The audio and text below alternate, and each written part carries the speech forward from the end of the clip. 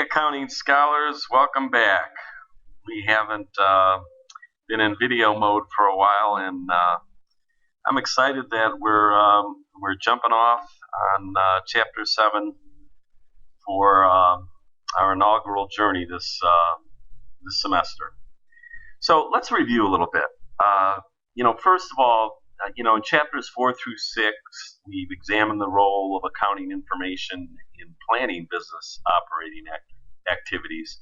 Specifically, in chapter 4, we investigated the role of models in making short-term operating decisions. We did some algebraic related types of models. Chapter 5, we investigated the 3 strategic decisions concerning operating processes.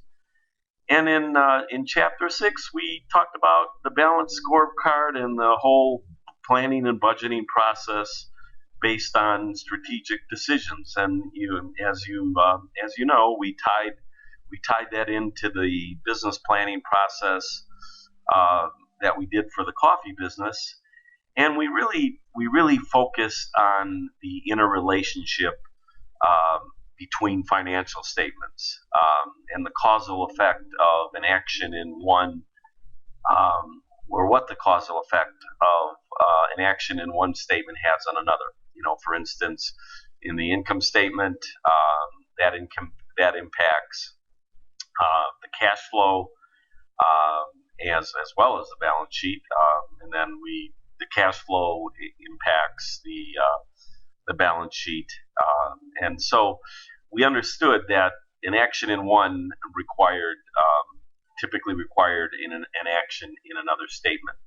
And now we're really going to get down to, in this particular chapter, the micro level of those supporting activities and transactions that would be recorded in an accounting system. For you guys that have taken Accounting 1, this might be somewhat of a review for you, but I know it's been a while for many of you, and if you haven't taken Accounting 1, this is going to be a good primer for how accounting entries work. So we're going to explore in this particular chapter the role of accounting systems during the performing phase as opposed to the planning phase, and that once a company has planned its activities, it must begin to operate. And accounting systems essentially are built to analyze, classify, and report those particular activities. Specifically, looking at how accounting events affect financial statements. So let's get started. Let's begin our journey here and talk about the 3 characteristics of an accounting event. And the characteristics are, one, being specific to an entity, and that's fancy language, but basically it means, that the business is a entity unto itself. Secondly, the second characteristic is the entity must be measurable in monetary terms. This is sometimes referred to as the monetary unit concept. And then the third is the impact of the entity's assets, liabilities, or owner's equity. Basically meaning that a business must be a going concern. It's not in liquidation mode after calling Peter Francis Tracy, and it's time related. The periodicity concept. So those are the 3 characteristics of an accounting event. Please make sure you got all that information in your notes. Okay, now let's talk about the accounting equation. You're pretty familiar with this because this is the acronyms we used for our little game we play, assets versus liabilities and owner's equity. But basically the accounting equation is not any more complex than saying assets must equal liabilities and owner's equity, as you've seen many times now in the business planning process and the budgeting process we did in Chapter 6. Also, if you begin to, do the algebraic relationships here, if you take assets and you minus liabilities, you're going to get owner's equity by definition. And owner's equity is another term for that is net assets. And then, of course, looking down at the little graphic here, if you continue on with the math, L equals A minus OE, or liabilities equal assets minus owner's equity. So that is basically the accounting equation and the basic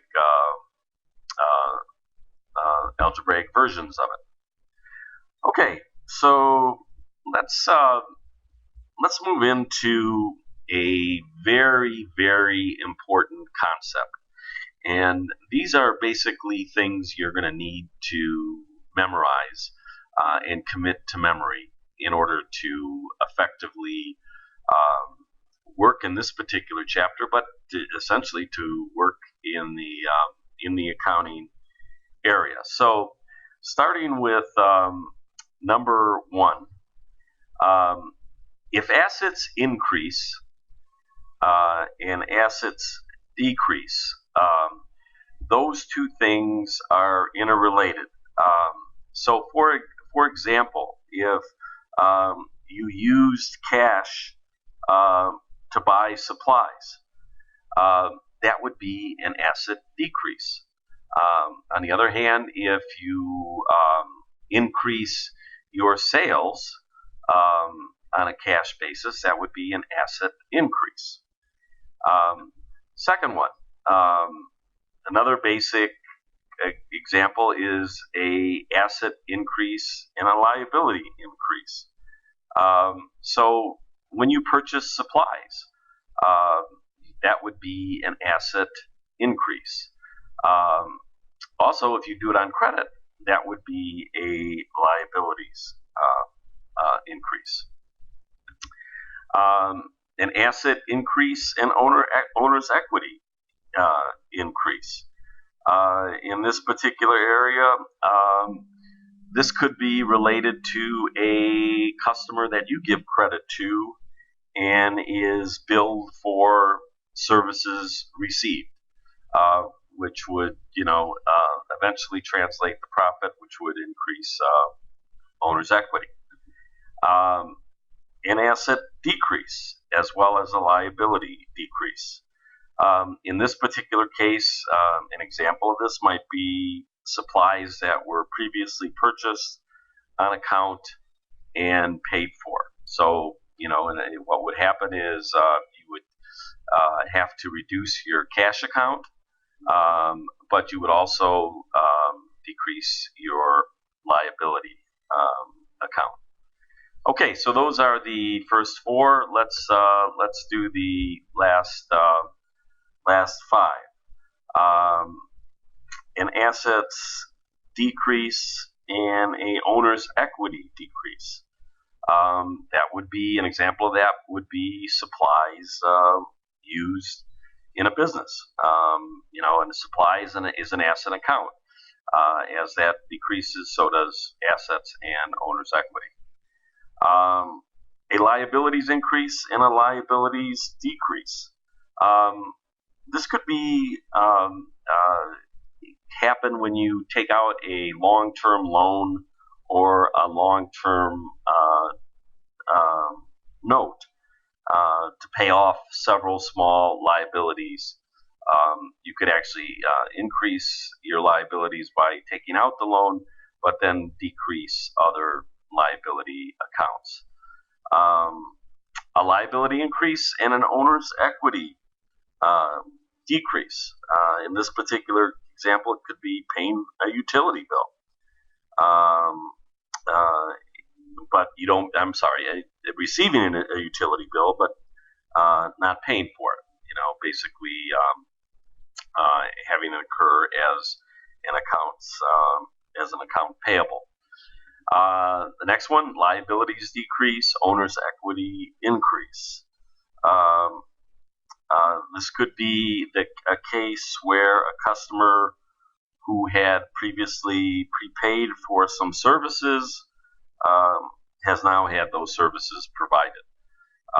So if you prepay, that actually turns out to be a liability, but then when those services are provided, that would be an increase of owner's equity. And last but not least, an owner's equity increase and an owner's equity decrease. An example of this might be some type of stock transaction where one type of capital stock is exchanged for another type of capital stock.